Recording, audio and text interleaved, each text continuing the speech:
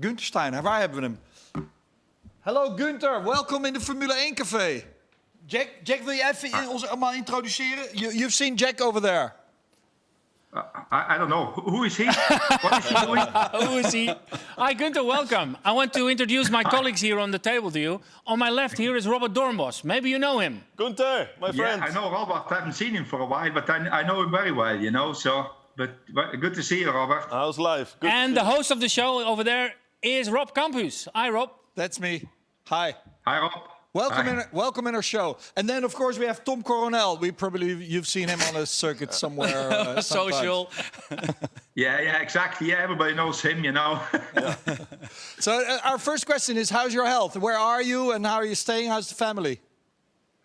Everything is good. Thank you very much for asking. No, health is good. I'm in North Carolina. Obviously, after Australia, I came straight to here. And everything is good. It's pretty calm here in North Carolina compared to other states in the US, especially compared with New York. But everything is good. Thank you very much. And I hope the same for you guys. Yeah, everything is okay here, Guenther. But we are very curious. How is the team? How are the boys doing?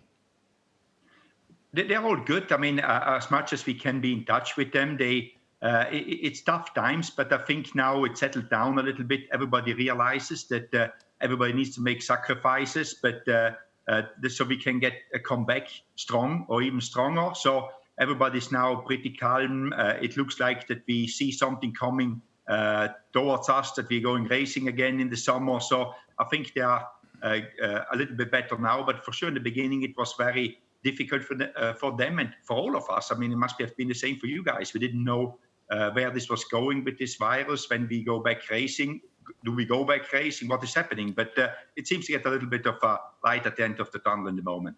You know that Gene Haas is the chief, and the rumors and McLaren told us that smaller teams are having a big risk now. But we know Gene is paying everything out of his right pocket. But how is everything going in his left pocket? How does it look? It's okay in the moment, you know. I think we did some steps that we save money because we still don't know what is happening. And, you know, if we don't race, we don't get any money. We don't get paid. If the clowns don't go to the circus doesn't get paid, I think, you know. So, but we stabilized it. And I think if we go racing now, we will be okay.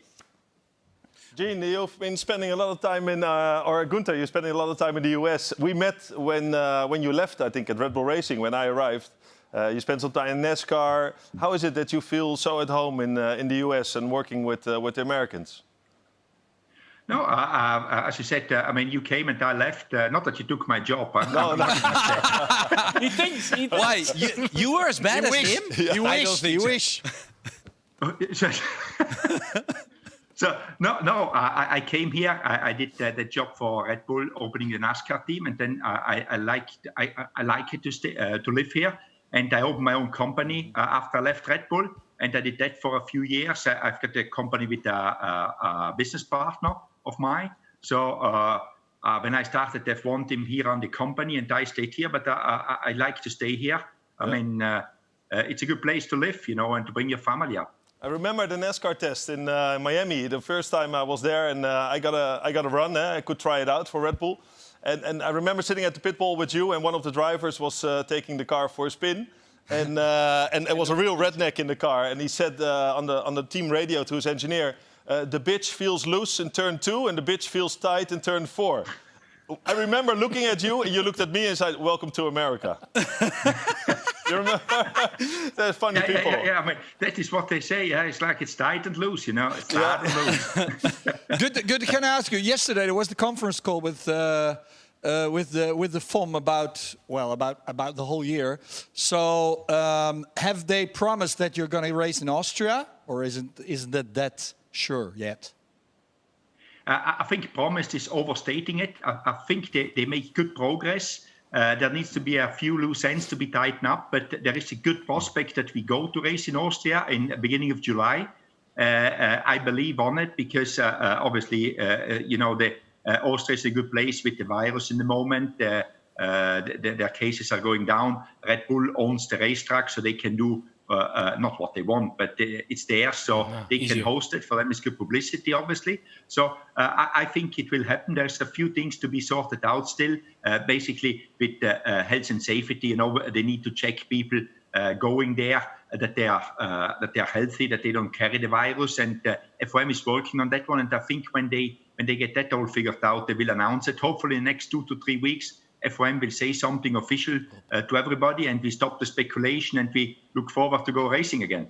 Tom? Guenther, I saw, of course, your personality in Netflix. Yeah, that's what we want to ask. How is your personality when you're walking on the streets? Because in Holland, you're now a well-known man. Normally, it were the top teams who were well-known, but to be honest, nobody knows the top teams anymore. They just know you. I haven't been in Holland for a long time, and I was actually looking forward to go to Zandvoort. You can't walk alone in Holland, trust me. Oh, yeah, no, it will be all right, Tom. You're still far more famous than me, Tom, so... I doubt it very much. Have you seen the Netflix series now? Because you had some spare time. You haven't. Why not? Why not? No. You were mega. You were nature. You were real. Fucking amazing. You were the man of the show, trust me.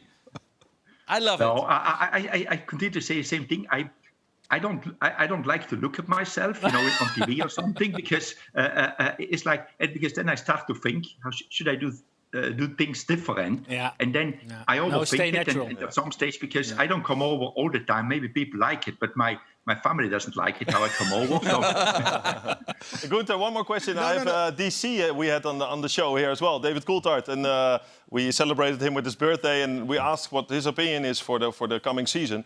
And he said he was quite convinced that Formula One will drive or race in front of no spectators, basically. He said it's a big possibility. How do you see that? Is it something you see happening this year, that there will be Grand Prix without I see it happening.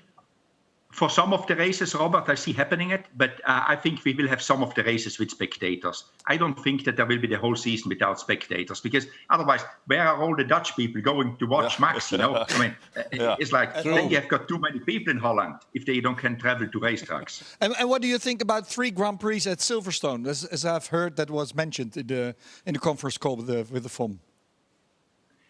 Are we up now to 3? I didn't hear the 3 word. I heard 2, I think in the moment, if in July we can get in Austria and 1 Grand Prix in Silverstone, I'm more than happy to get started again. I think somebody put around that rumor that there is maybe 2, but I think we need to first make 1 and then see if it is. Is it good for the people to see on two weekends on the same racetrack? I don't know about that one, but I think if we get 2 races in July and then maybe 3 in August, I think we have a good start, and then I think we can go to Asia, because by then Asia should be safe, free of the virus, under control anyway. So I think that would be a good plan, and I think FOM is working on that one. And maybe they want to throw a second race in Silverstone, but I think first we have to see what is coming after July. Okay, and then the budget cap. There's all kind of rumors about 130 million, 100 million, and then even Christian Horner said yesterday in Sky News that teams like Haas should be able to buy a year-old car from Ferrari or one of the other top teams. What do you think about that plan? I think that that plan in the moment, it's not actually relevant anymore, because all the smaller teams have found a way around how to work. And to be honest, we don't want to get more money. We just want that the big teams work on a smaller budget, so we can be more competitive, or we can be competitive with them. And it's more like, and therefore they say now we should have customer cars, so the big teams manipulate our performance, basically, because then it's a year-old car, so they make sure that they stay on top of us. Because I think if one of the smaller teams with about the same budget, we as Haas cannot get to the budget like the big teams have got, but we can get closer. And I think they now just try to put something in place to make sure that we cannot get too close to them. Well, wouldn't the second-hand Ferrari always be faster than a new Haas car? A second-hand, if you mean a year-old Ferrari, I don't think it would be faster than our car this year, to be honest. So I prefer to do that one, and we found a good way around it now how to manage that. It also depends when you get the car, eh? Yeah. Because if you get the car from Ferrari after the Brazilian Grand Prix, you don't want it on 3 wheels after the track. Jack, the last Correct, one. yeah. Okay, Guenther, are you ready for racing whenever you want? Is everything ready? Is the team ready? Anytime. I will be there before you. I will be there waiting for you. Okay. Say goodbye to Grosjean because it's his birthday, as I remember. And see you in That's good right, health yeah. in July. I sent him a text. Did you send him a text or not? Not yet. Okay, you better do it. You still have time. Thanks. Thank you very much. Okay, see you in July. Thanks, Guenther. See you in July, guys. Thank you very much, guys. Thank you. Bye. Thank you. Bye. Bye.